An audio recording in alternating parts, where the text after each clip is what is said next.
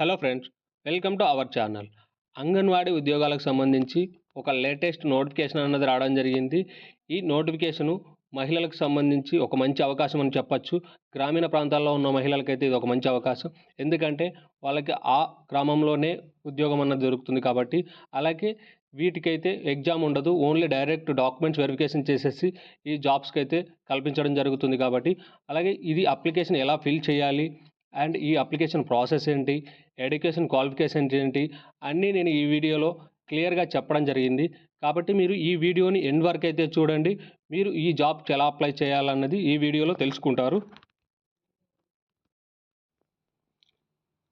మనకు అప్లికేషన్ అన్నది నోటిఫికేషన్‌లోనే ఇచ్చారు. సో, మీరు అక్కడి నుంచి అప్లికేషన్ ఫామ్‌ను డౌన్‌లోడ్ చేసుకొని ఫిల్ చేసైతే సబ్మిట్ చేయాల్సి ఉంటుంది.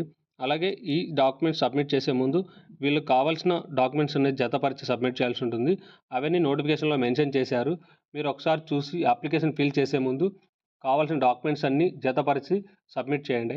అలాగే ఈ అప్లికేషన్ కొరకు మీరు ఆఫీషియల్ వెబ్‌సైట్‌కెళ్ళైనా నోటిఫికేషన్ డౌన్‌లోడ్ చేసుకొని అందులో నుంచి ఫిల్ చేయండి.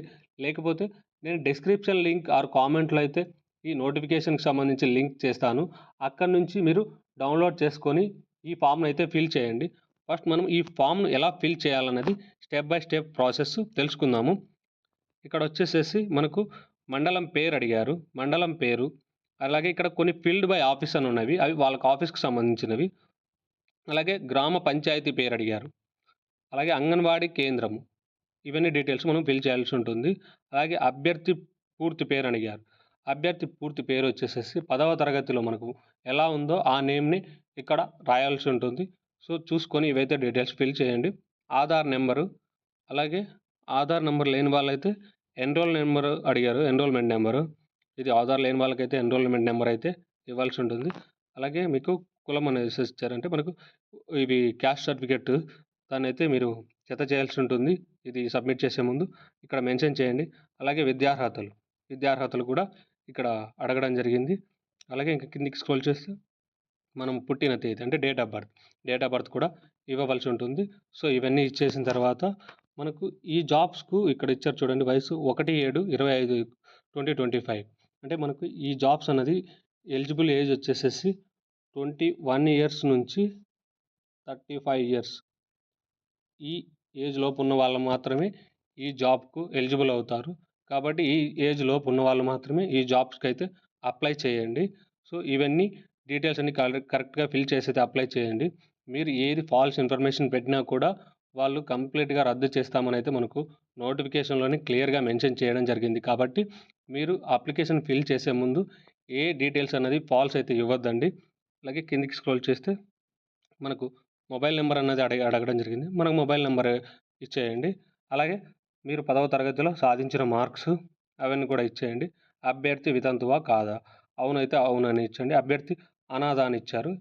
ఇవి మీకు సంబంధించిన డీటెయిల్స్. సో, ఇవన్నీ ఒకసారి చెక్ చేసేసి మీరు కంప్లీట్‌గా డీటెయిల్స్ అయితే ఫిల్ చేసేసి గెజిటెడ్ ఆఫీసర్‌తో సైన్ చేసైతే మనము ఇవి సబ్మిట్ చేయాల్సి ఉంటుంది.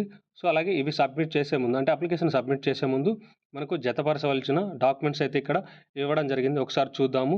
ఇవి ఏ డాక్యుమెంట్స్ అయితే మనము వాటికి అటాచ్ చేయాల్సి అనేది రెసిడెన్షియల్ సర్టిఫికేట్ అంటే స్థానిక నివాసం అనేసి ఇచ్చారు. 10వ తరగతిది. అలాగే స్టడీ సర్టిఫికేట్ అండ్ టీసీ అని కూడా ఇచ్చారు. అలాగే కులము. మనం చెప్పాం కదా! క్యాస్ట్ సర్టిఫికేట్ అని. అలాగే క్యాస్ట్ సర్టిఫికేట్ కూడా అటాచ్ చేయండి. అలాగే వికలాంగులు అంటే పీడబ్ల్యూ క్యాండిడేట్స్‌కైతే వాళ్ళకి సర్టిఫికేట్ ఉంటుంది కాబట్టి అది కూడా అటాచ్ చేయండి. ఇక్కడ వితంతు ఇచ్చారు. సో, ఈ డాక్యుమెంట్స్ అనేది మీరు ఎలిజిబుల్ అయితే ఈ డాక్యుమెంట్స్ అనేది అభ్యర్థి అటాచ్ చేసేసి అప్లికేషన్ ఫార్మ్‌కి ఇవి అండ్ గెజిటెడ్ ఆఫీసర్‌తో సైన్ చేసి ఇవి సబ్మిట్ చేయాల్సి ఉంటుంది.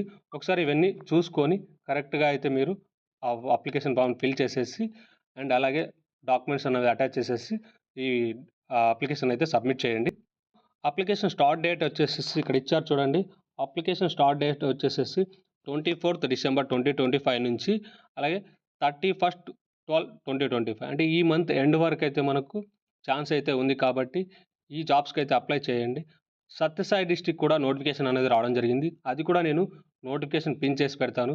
మీరు చదువుకొని సేమ్ ప్రాసెస్ ఇలాగే వాళ్ళు కూడా అప్లై చేసైతే మీరు సంబంధించిన ఆఫీస్‌లో అయితే సబ్మిట్ చేయండి. సత్యసాయి డిస్ట్రిక్ట్‌కి సంబంధించి 30 వరకే మనకు లాస్ట్ డేట్ అన్నది ఇవ్వడం జరిగింది.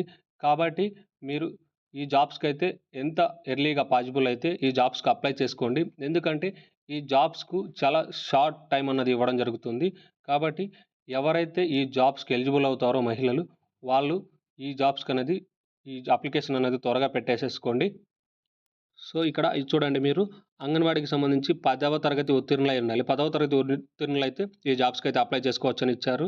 మనకు 1/7/2025 నాటికి 21 సంవత్సరం నుంచి 35 సంవత్సరాల లోపు ఉండాలనైతే మనకి ఇక్కడ ఇవ్వడం జరిగింది. ఎస్టీ, ఎస్సీ వాళ్ళకైతే రిలాక్సేషన్ ఉంటది. సో, అలాగే రూల్ ఆఫ్ రిజర్వేషన్ కూడా ఇక్కడ కల్పించడం జరుగుతుందని మనకు ఇక్కడ నోటిఫికేషన్‌లోనే మెన్షన్ చేయడం జరిగింది. ఇవన్నీ మీరు ఒకసారి డీటెయిల్స్ అనేది చూడండి. ఇవన్నీ డీటెయిల్స్‌ని చదువుకొని ఏ ప్లేస్‌కైతే మీరు అప్లై చేయాలనుకుంటున్నారో ఇక్కడ నోటిఫికేషన్‌లోనే వాళ్ళు మెన్షన్ చేయడం జరిగింది. అనంతపూర్‌కి సంబంధించి రూరల్ అండ్ అర్బన్ ఏరియాస్ అన్నది వీళ్ళు ఇక్కడ మనకు నోటిఫికేషన్‌లో మెన్షన్ చేయడం జరిగింది. అనంతపూర్ రూరల్‌కి సంబంధించి ఇక్కడ 7 పోస్టులు గాను, అనంతపూర్ అర్బన్‌కు ఇక్కడ 8 పోస్టులు, అలాగే సింగనమల, నార్పల, తాడిపత్రి ఇలా ప్లేసెస్‌లో అయితే జాబ్స్ వీళ్ళు నోటిఫికేషన్‌లో క్లియర్‌గా అయితే ఇవ్వడం జరిగింది. ఇంకా కిందకి స్క్రోల్ చేస్తే గుత్తికి సంబంధించి ఉన్నాయి. ఉరవకొండకు సంబంధించి, అలాగే కళ్యాణదుర్గం, కనేకల్, కంబదూర్, రాయదుర్గం దాదాపు 92 పోస్టులైతే వీళ్ళు ఈ రిక్రూట్‌మెంట్ ద్వారా పోస్టులైతే తీసుకుంటున్నారు. సో, ఇవి చాలా మంచి అవకాశం. ఇవి చాలా పోస్టులున్నాయి కాబట్టి మహిళలైతే ఈ నోటిఫికేషన్‌ని సద్వినియోగం చేసుకోండి. వీలైనంత త్వరగా అయితే మీరు ఈ జాబ్స్‌కు అప్లై చేయండి. ఎందుకంటే ఇది డేట్ అనేది చాలా షార్ట్‌గా ఇచ్చారు. అంటే చాలా తక్కువ టైం అన్నది ఇవ్వడం జరిగింది. కాబట్టి వీలైనంత త్వరగా అన్నది మీరు ఈ జాబ్స్‌కైతే అప్లికేషన్ పెట్టండి. ఇక్కడ ఇచ్చారు చూడండి అనంతపూర్ అర్బన్. అనంతపూర్ అర్బన్‌కి సంబంధించి మనకి ఇక్కడ ఇందులో roster points category wise ST, SC and OC, BC B ఇలా రోస్టర్ వైస్ కూడా వీళ్ళు పోస్టులన్నది ఇక్కడ వేకెన్సీస్ మనకు నోటిఫికేషన్‌లో ఇవ్వడం జరిగింది. మీరిక్కడ నోటిఫికేషన్‌లో చూసుకోండి అనంతపూర్ రూరల్ ఇలా నోటిఫికేషన్‌లో ఇచ్చారు రోస్టర్ పాయింట్ వైస్ కూడా. ఈ పోస్టులకైతే మీరు రోస్టర్ వైస్ కూడా, క్యాస్ట్ వైస్ కూడా అప్లై చేసేసైతే మీరు ఈ జాబ్స్‌ను పొందవచ్చు. ఇక్కడ మీరు చూస్తే నోటిఫికేషన్ ఒకసారి మొత్తం డీటెయిల్స్ అన్నీ మనకు నోటిఫికేషన్‌లో మెన్షన్ చేశారు. నేమ్ ఆఫ్ ద ప్రాజెక్ట్ అంటే తాడిపత్రికి సంబంధించి ఎన్ని పోస్టులున్నాయి, అలాగే అర్బన్ ఏరియాలో, రూరల్ ఏరియాలో ఎన్ని పోస్టులున్నాయి అండ్ క్యాస్ట్ వైస్‌గా ఎన్నున్నాయి. ఇలాగ ఇవ్వడం అయితే జరిగింది. గుత్తికి సంబంధించి కూడా ఇక్కడ డీటెయిల్స్ ఇచ్చారు చూడండి. ఉరవకొండ, అలాగే కిందికి స్క్రోల్ చేస్తే కళ్యాణదుర్గం. ఇలా జాబ్స్ అన్నది వీళ్ళు నీట్‌గా అయితే మనకు నోటిఫికేషన్‌లో మెన్షన్ చేయడం జరిగింది క్యాస్ట్ వైసు. సో, మీరు కేటగిరీ వైస్ కూడా ఈ జాబ్స్‌కైతే అప్లై చేయొచ్చు. ఎవరైతే ఈ జాబ్స్‌కి అప్లై చేస్తున్నారో వాళ్ళు అప్లికేషన్ ఫిల్ చేసే ముందు ఏవైనా డౌట్స్ వస్తే నాకు కామెంట్ సెక్షన్‌లో కామెంట్ చేయండి. నేను తప్పకుండా అయితే మీ కామెంట్స్‌కైతే నేను రిప్లై ఇవ్వడం జరుగుతుంది. సో, అలాగే మీరు ఏ డిస్ట్రిక్ట్ నుంచి చూస్తున్నారో కూడా కామెంట్ చేయండి. ఎందుకంటే నేను నెక్స్ట్ మీ డిస్ట్రిక్ట్‌కి సంబంధించి వస్తే నేను వీడియో చేసేసి మీకైతే ఇక్కడ పోస్ట్ చేయడం జరుగుతుంది కాబట్టి సో, ఇదైతే మహిళలకు చాలా మంచి అవకాశం కాబట్టి ఈ అవకాశాన్నయితే మిస్ చేసుకోవద్దు. ఇలాంటి మరిన్ని వీడియోస్ కోసం మా ఛానెల్‌ని లైక్ చేయండి. మీ ఫ్రెండ్స్‌కి షేర్ చేయండి. Thank you.